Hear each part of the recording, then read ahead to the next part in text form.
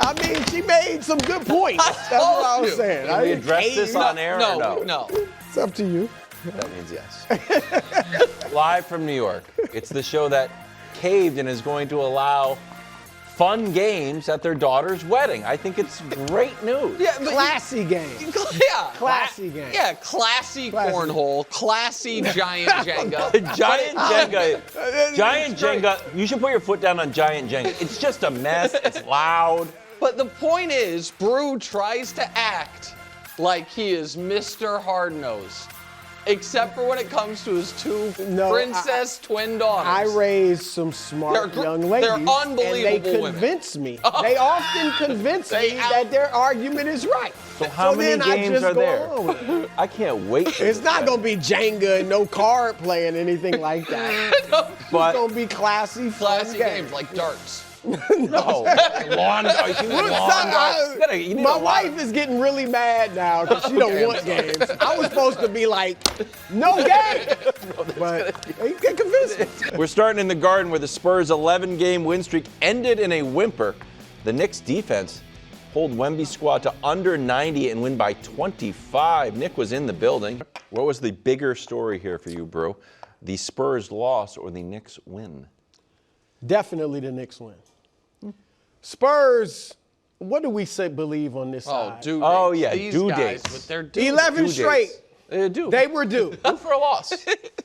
Most wins and straight wins, 10 years? Yeah. Fourth game of a East Coast trip. So I'm not looking at them any different. But the Knicks, I was impressed. This was a great win for the Knicks. And what it showed, and here's why another reason I don't look at this against the Spurs. The Knicks were very physical. Yeah. But you can't say the Spurs can't handle physical play because they're 4-1 against OKC, which is very physical. They dismantled Detroit a week ago, which is a physical team. So, again, I don't look at this much on the Spurs. But for the Knicks, look, their defense was phenomenal. Unreal. Right? The Spurs are a top 10 offensive team, very good offensive team, and it's not just Wemby. They got a bunch of guards, as I've talked about, that can score. They held them not just to a season low 89 points. That's the only time, obviously, they've been under 90 points this season, but it's only the third time this season the Spurs have failed to score 100. So that defense was stout, and when you look at what the Knicks are doing now, the question for them is not offense. All right, you got Cat, who even though he's having, some people would say, a down year, is still a 20-point scorer, and obviously Jalen Brunson and a host of other guys that can get you 15 to 20 points a night. The question is defense. And Mike Brown was a great defensive coach with the Cavs and then became an offensive coach when he was with Warriors as an assistant, then Sacramento. And lately, they've been playing phenomenal defense. First 43 games of the year, they were ranked 18th in defensive rating in the league. The last 18 games, they're ranked first. They're 14-4. They've beaten Toronto, the Lakers, the Nuggets, the Celtics, the Sixers, the Rockets, and now the Spurs. All right, those are good teams. And here's how good they've been defensively, Nick. Those 18 games, their defensive rating is 103, okay? The leader in the league this season, OKC, the number one defense in the league, has a defensive rating of 107. Right. All right, so the Knicks are playing phenomenal defense, and so they impressed me yesterday.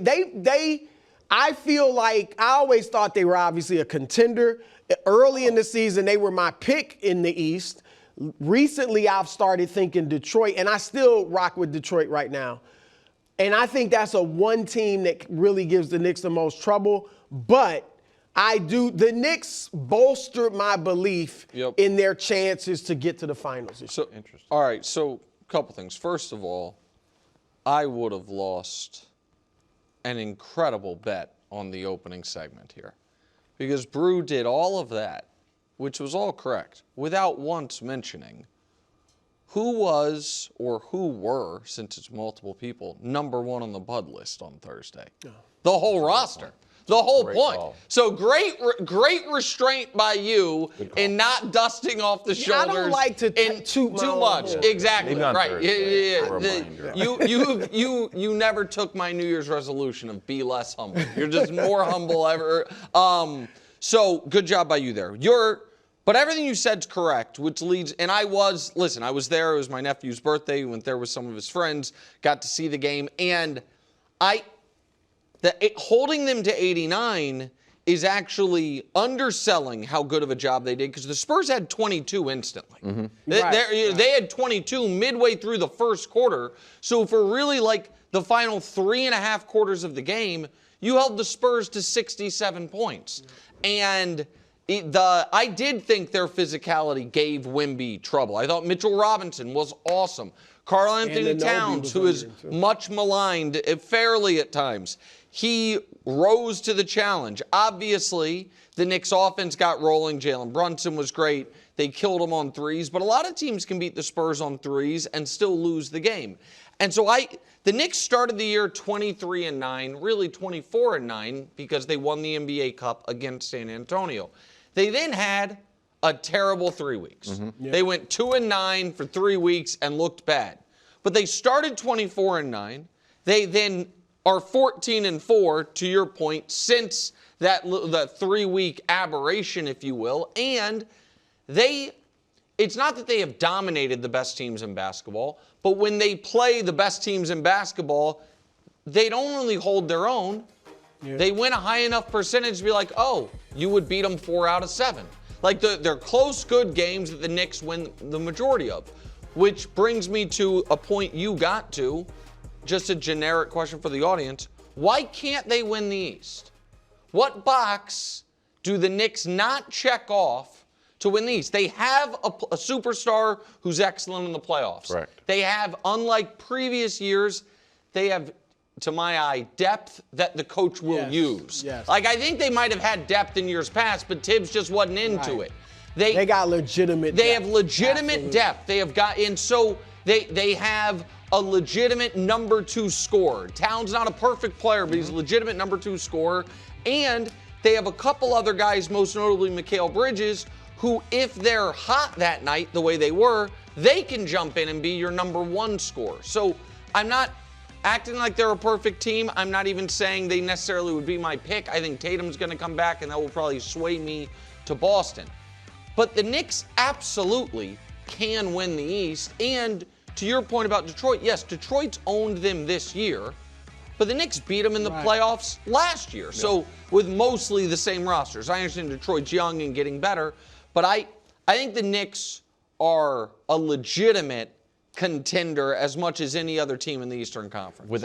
If Tatum doesn't come back, are you still rocking with the Celtics? No, to win the East, absolutely not. If Tatum does not come back, I think the Knicks would be my pick. The Knicks should win the East, even though they're not my pick. I'm picking Detroit, at least right now. The Knicks should win the East.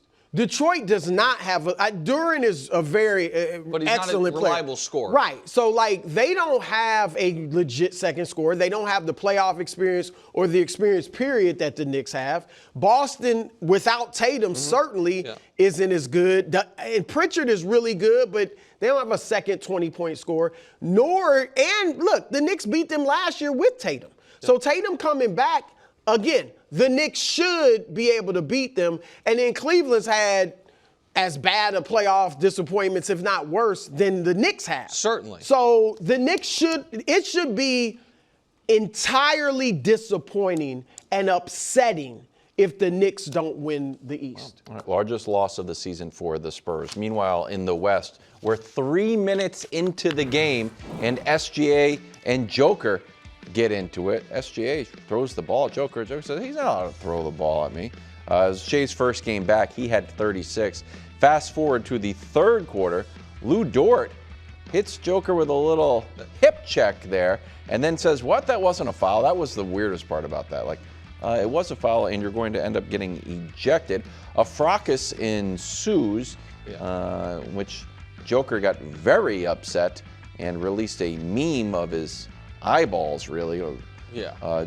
Joker's death stare during Lu Dort dust-up became an instant meme. That's a scary look, Yeah. right? Yeah. He was locked in. You think Your reaction? I'm almost as infuriated by that press conference as I am the wantonly, obviously dirty play by Lu Dort. Because what Dagenhalt's trying to do, and I'll say this on the front end, they're a great team. They're champions. He's an excellent coach.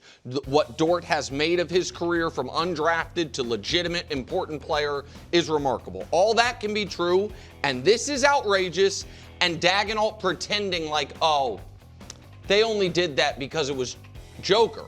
It wasn't so much about who it was done to as much as it was who did it. Because here's the reality, and this to me is not even opinion, on Lu Dort. Lu Dort does a ton of borderline stuff and has injured players. But almost all of the other plays, whether they're cut up on Instagram or Twitter, you see them, there's a, yeah, maybe. There's just enough of plausible deniability of, listen, the guy's tough and he's kind of a linebacker and he plays hard and it can happen. None of that exists here. This is him stopping his progress, going backwards into an injured player's injured leg. And the reason I think this is noteworthy is not just because that was an outrageous play by a player who does not get the benefit of the doubt from me. I've seen too many things where it's like, wait, after your shot, were you trying to turn the defender's ankle repeatedly? Did you run into Wemby's leg? Did you see all those things? But this felt to me, it being a national TV game, it happening to Joker, Joker reacting like that, like a cousin of the tush-push controversy blowing up, with the announcers being like, it's so hard to officiate, and right or wrong, the Eagles were not as good at it once it became that. The Thunder get away with a lot. Oh, yeah. The Thunder play a very tough physical brand of defense that they have been rewarded by the officials because the officials seem to, be like, we're not going to call a foul every play, so what are we going to do? I think this moment will change how they are officiated, particularly that player. And I think it will have a tangible, legitimate impact on their ability to repeat as champions. I think Dort flew a little too close to the sun with his extracurriculars, and now the spotlight is on him. And the coach being like, well, if anybody gets tripped, it's a flagrant 2, as if he doesn't know that he's got a guy who does dirty stuff as his enforcer, was annoying. So I think it's a big deal. I wholeheartedly agree with you, except on the point of, I'm not sure if the officials will start officiating them differently. Maybe, but I don't know that this will be a turning point in that regard. But everything else, I totally agree. Like, this play is upsetting, legitimately upsetting. He tripped him. Like, I don't mind. I mean, the bump was definitely unnecessary and uncalled for. But, that happens. A guy's running up the court. You give him a little shove. But he tripped him. And you could have injured a player, let alone the best player in the league, but you could have injured a player. This play was so bad, so dirty, so upsetting that if I was Mark Dagenhalt, I would talk to my team in the locker room, be like, this is not who we are. We are tough. We play hard. We play physical, but we do not play dirty. And I get that your guys are going to be bumping, you're boxing somebody out, you give them an elbow in the gut, something like that.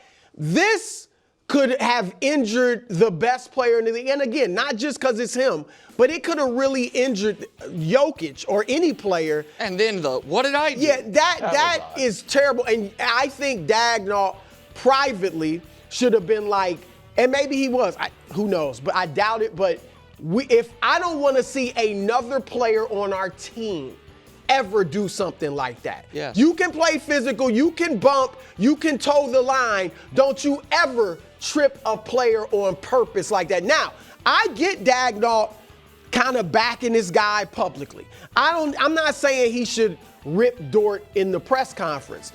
Back him up. I agree, Nick. He acts like, it almost looks like And look, guys may get tripped just naturally. That's such a in the flow of the game, you accidentally trip somebody. That's one thing. But for him to act like if a player purposely trips Jay Williams, that it's not going to be a flagrant 2. If it's as blatant as this, I would think it would be a flagrant 2 as well. Like that, and I like Lu Dort, but there is no place for that in the game. I actually think he should be suspended for a game. I thought the same thing. He should be suspended for one game. Because it was, to me, and then I want you to go, Wilds, but remember when Xavier Worthy got hurt in week 1 and when he ran into Kelsey, didn't see him. Yeah. And Greg mentioned, he was like, it's just so different when you're bracing for contact versus when you don't see it coming. Yep. I put this in such a different basket than any hard foul going to the rim. Right. So, like, if somebody's driving to the rim and you clobber them even sometimes in the head, I find that so much less egregious than this because the player knows contact could be coming. Yep. Like you're saying, when boxing out, there are certain things that happen in sports that almost when both players are engaged in sports combat, protect yourself at all times type of stuff. This thing where a guy has no idea, it's like as if someone came from out of the stands and hit you, is not protecting himself, and that's why Joker lost his mind. Because Joker I have no problem with Joker's response. No, whatsoever. he was, and Joker is, we've only seen him lose his mind.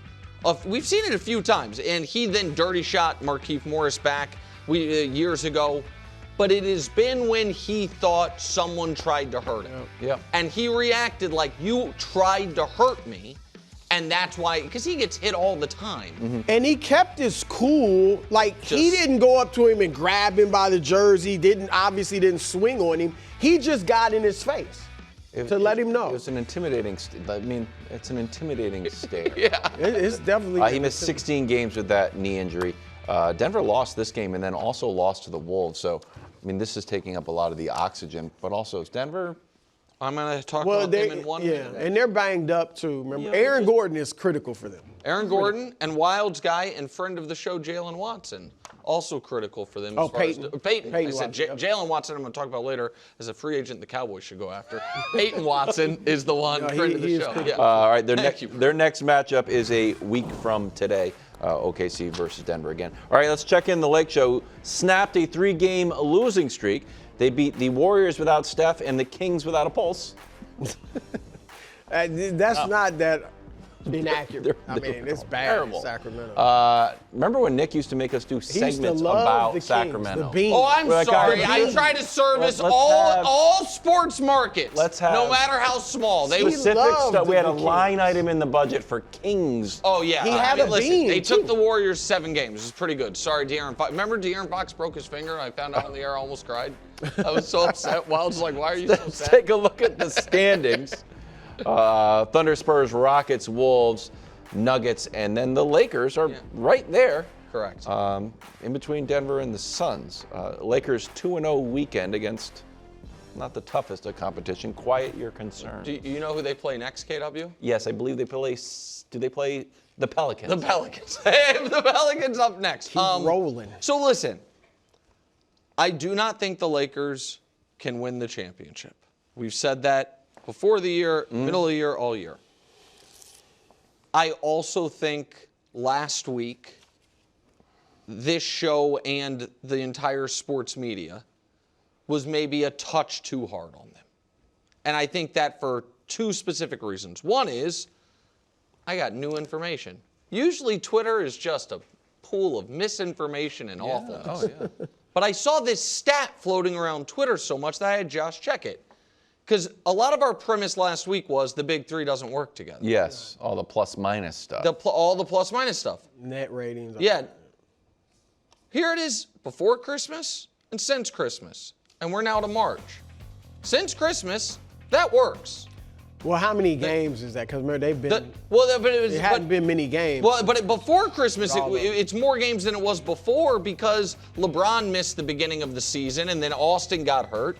So the point is, something has, since LeBron's gotten healthier or whatever it is, is working a little bit better, at least to a degree. They still can't defend, but that then brings me to the point you alluded to.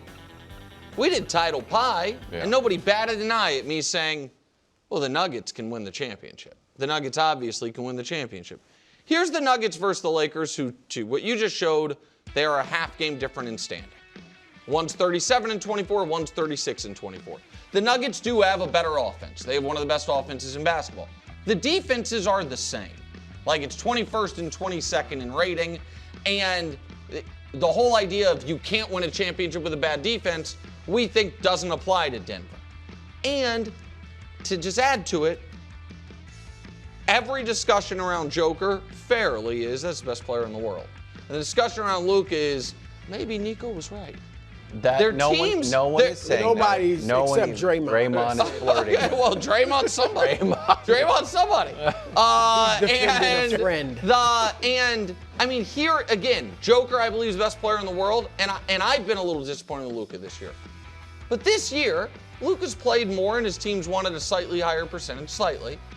Luka is averaging 32.5.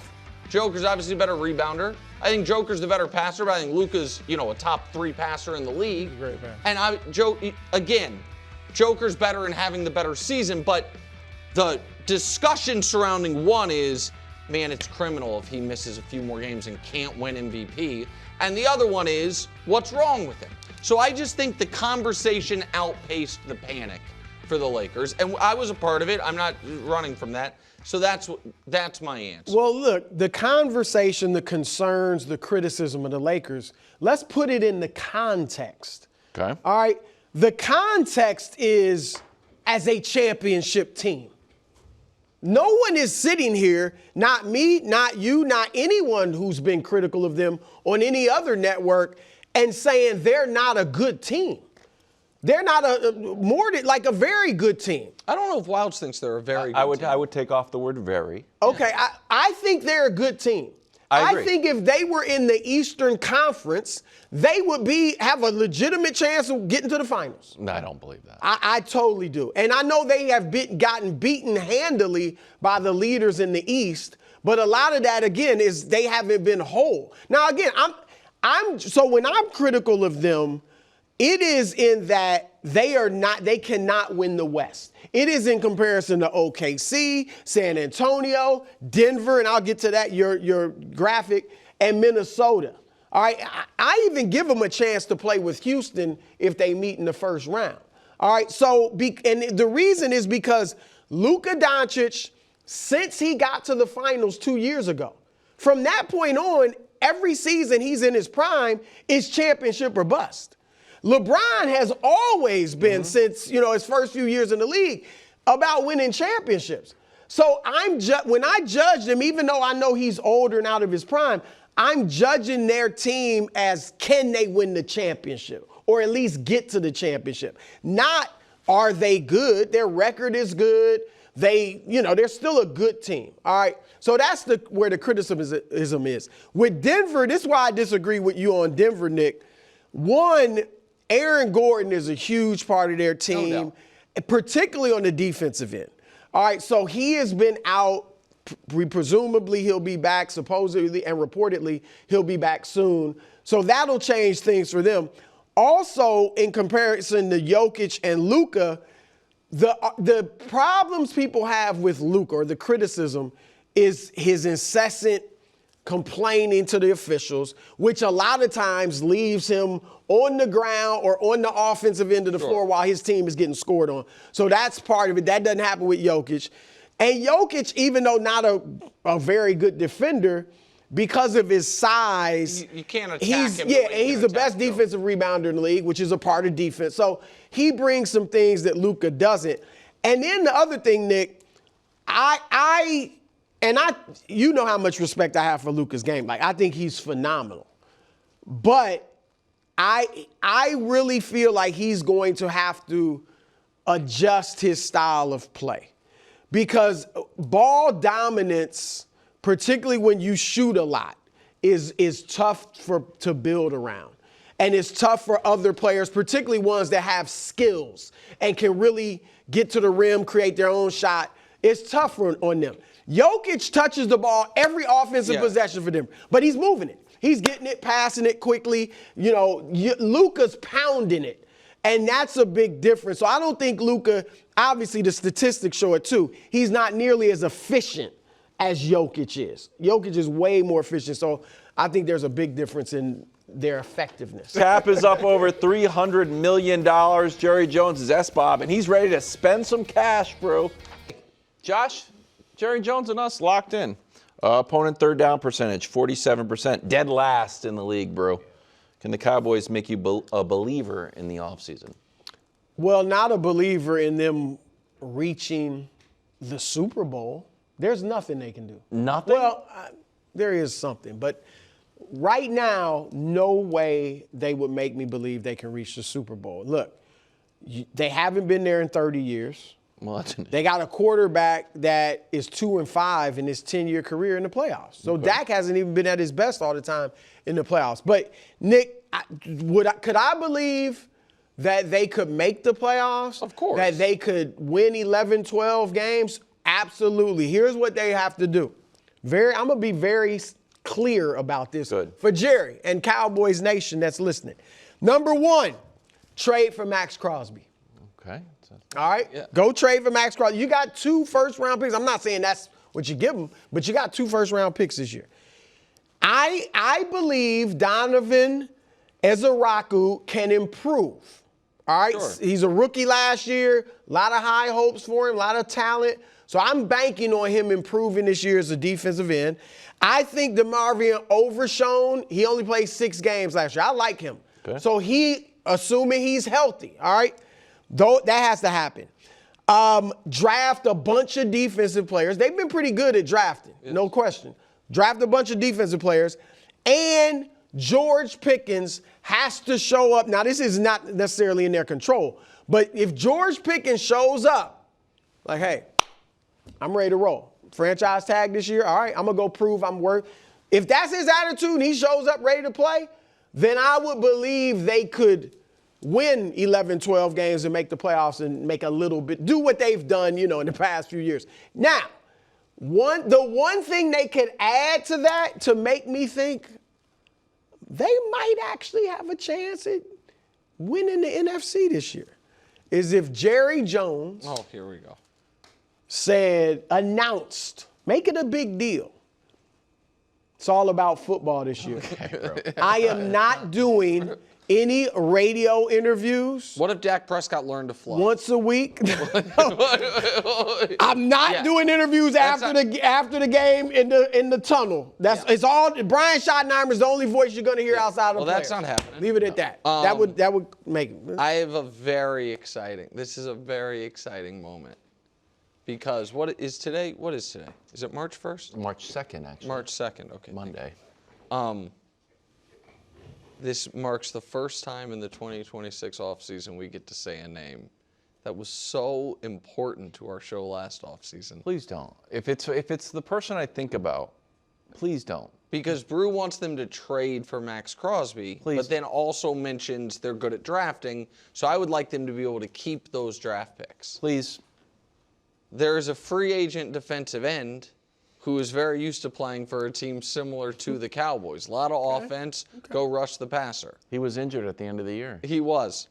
Not Trey as good as Hendrickson. Crosby, but yeah. Trey Hendrickson should be free agent priority number 1 for them. If not, Jalen Phillips, maybe your guy Kayvon Chason, Adafe Owe, Boye Mafe. So they must sign. You wouldn't go for Crosby. I just think Max Crosby is going to be cost. I think it's cost prohibitive for Dallas, and so that's not where I would spend. And it is so process illogical to be like the Micah Parsons trade is good because we got 2 first-round picks and we saved a bunch of money to then 10 months later trade 2 first-round picks and pay a bunch of money for a player slightly worse than Micah and slightly older than Micah. That would just make So sign a defensive end, because I agree with you. They have some pieces there, but you need an impact player. Trey Hendrickson just happens to be Shout out to Trey Hendrickson. Yeah. We talk a lot about it. I also think they need at least one, if not multiple, corners. Trayvon Diggs is gone, so that's why I had Jalen Watson on the brain. I think Jalen Watson's a really good player, one of the best corners available. He's not going to be back with Kansas City, I don't think. Jamel Dean is a possibility. Reek Woolen, Super Bowl champion from Seattle. One of those guys. And then use your draft picks on the defensive side of the ball. So I agree with everything Brou said. Like, you need to have an offseason, honestly, similar to what the Pats did. Yep. Where we are remaking the defense, except the Pats spent their first-round pick on left tackle and or left guard, and their second-round pick on a running back. I think they could go just defense across the board. Yep. I do think the NFC East is wide open because I think Philadelphia could be in for a rough year. I think Dak is obviously good enough to be the quarterback on a team that has great regular seasons, and you see what happened in the postseason. And so, but I like that Jerry, the other thing he said in there is, he goes, I'm going to borrow from the future. So that's where he's talking about structuring contracts where you can overspend your cap essentially this year and pay the bill later. If they want to do that, they can do it. I'm not mad at that at all. All right, let's head to the Combine, where Patriots coach Mike Vrabel and GM Elliott Wolf are basically saying they're out of the Max Crosby, A.J. Brown sweepstakes. Mike Reese writing, while they'll always listen to trade possibilities, they don't view themselves as the proverbial one player away from a return trip to the Super Bowl. Thus, less inclined to send a Micah Parsons-type draft pick haul. Brou, you were talking about this in the meeting. 2 firsts and a starting caliber player to another team for a veteran, a star. Do you think the Patriots seem to go all in this offseason to get back to the Super Bowl? Now that we don't have that easy schedule, it's going to be a tough sledding. Yeah, look, I'm not saying they have to give up those picks and trade necessarily for Max Crosby or something like that, but I do think their mentality should be all in. Like that, this is what teams hope for, right? Get that quarterback on his rookie deal, and he's a legitimate, star. And look, the NFL is a year-to-year league. Correct. Unless you have a future Hall of Famer in his prime. And I mean, Mahomes, Lamar, Josh Allen. If you have one of those guys, you know every year you're in it. Really outside of that, maybe if you want to throw Stafford in now that he's in L.A., he obviously wasn't there in Detroit. And Drake has not proven yet that he's that, right? But we think we've got our guy, if you're the Patriots. We think he's a future and present star. Let's build around him while he's not making the big money. And let's go out because Cincinnati, I'm sure 5 years ago, whatever it was that they were in the Super Bowl, would have thought you were crazy had you said, 3 years from now, you're not going to not only make the playoffs this year, for the next 3 years. You would have thought you're crazy. So the Patriots don't relax. Don't just say we're set for the future. Because not only did you not win the Super Bowl, you weren't even that competitive. Well, we were in the Super Bowl. But he means competitive in the game. But if you have a mediocre season, nobody's going to be thinking about that. The guy who dined for 6 months on a certain team getting blown out in the Super Bowl and what that means doesn't now get to be like, oh, what does it matter? We were in the Super Bowl. What does it matter? We got blown out. We're in the Super Bowl. Right. It's not like it's time to remake everything. No, nobody's saying remake, but don't rest on your laurels. And don't act like you don't think that being blown out in the Super Bowl has some resonance. We know you do. It has a little bit of resonance, sure. Right now we're driving down the highway on cruise control. Maybe if you want to go up a little bit faster, that's fine. But I don't need to go pedal to the metal this year for the Patriots. Last offseason, I just think we should do the same thing we did last year. We signed Milton Williams. We signed Stephon Diggs. That was right. pedal to the metal. You spent money. You spent a ton of money. That was pedal to the metal. Yeah, we spent Mac Hollins, wasn't a ton of money. But I'm just saying, Spillane all those wasn't a free ton agents you brought in. You guys, didn't you spend like the third most of any team in free agency? Yeah, maybe, but I think we had a lot to spend. Right, yeah. So now I think we're around 10th or 11th. Yes. Here's what I would like to add. A little bit of depth. So I think that the Bill Belichick drafts have kind of killed us a little bit. So when a guy like Milton Williams leaves, all of a sudden you see a real changing of the Patriots' stats. This is what we've showed you guys this before, where all of a sudden we were a great rushing defense, and then he missed some games, and we became a bad They rushing could defense. have. They would have been able to use him against Kenneth Walker in the Super Bowl. Well, we were in the Super Bowl. I don't know. Were we not in the Super Bowl? Two teams in the Super The Bowl, right? running back. No, was but the I'm just MVP. saying the you Milton ran Williams all over solves me, our guys. running Yeah. defense issues took a bit of a hit when the Super Bowl MVP was a running back. Well, You were so able to play we're that in the card Super for Bowl, about though, right? a month and a half. No more. You can't play it any. After we watched Kenneth Walker do his Eric Dickerson impression against you, He did a great job. Yeah, They're the Super Bowl champs. Yeah. We were second. We were in the Super Bowl. Right, but the question here is, you guys are. Go ahead. You guys. Are Yeah, trying I think Milton Williams is pretty good. I think he's good too. He is good. I think he's good too. The Patriots defense wasn't good in the Super Bowl. No, the Patriots defense wasn't good in the Super Bowl. I'll tell you who else defense wasn't good. All the teams that didn't make it. Yeah. That's right. That's right. You're right. About You're that. 100% right. You're Take all the resting college on your teams, laurels. all the That's JV. what I worry. Yeah. I worry. You said you're in cruise control. I don't view that Why? at all. You got to go. No, we don't need to go. You're not a go Why guy. not? Why not? I'm not a go. Because I like everyone. Because I think we get naturally better with experience. I think every player gets better. Except for the players who are old and get worse. Except Morgan Moses got a little bit older and will probably get Stephon worse. Diggs will. Stephon Diggs might get a little bit older and get worse. Yeah. So sure, we'll address some Caleb on things. Chason's going to be gone, I think. don't- I maybe. mean, he's free agent. Nick, often you've talked about in the NFL, particularly I think with quarterbacks, improvement isn't always It's not all linear, and I just think you're right, KW. I am not a go guy once you've paid the quarterback. Because and this is what I think Brou was getting to. Once you've paid the quarterback, those draft picks are gold. Because it's the only way to have cost-controlled quality players. But we have talked ad nauseum about teams who do hit the jackpot on the rookie quarterback, or the quarterback during his rookie contract is already good enough to contend, that is the moment. Yep. You cash in a lot of resources while the quarterback is so cheap. So can I ask you a question? Yes. Was that the way that we should be viewing things still after Darnold, who's not breaking the bank, but he's not on a rookie deal? Hurts was making $50 million. Mahomes was making real money. Stafford was making real money. So the last quarterbacks to win the Super Bowl. Or is that left over from Russ's rookie deal? No, Mahomes is the only quarterback who the year he won the Super Bowl had the top cap hit in the league.